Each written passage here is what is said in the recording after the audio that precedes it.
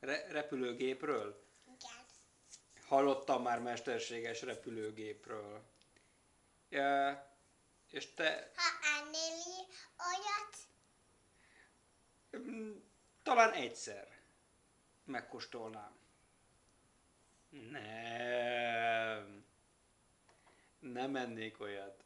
miért? Mert a mesterséges repülőgép szerintem nehezen rágható, és szerintem az íze sem finom.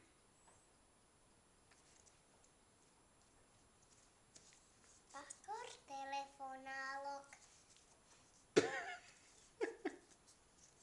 Jó van. Köszönöm szépen. Halló!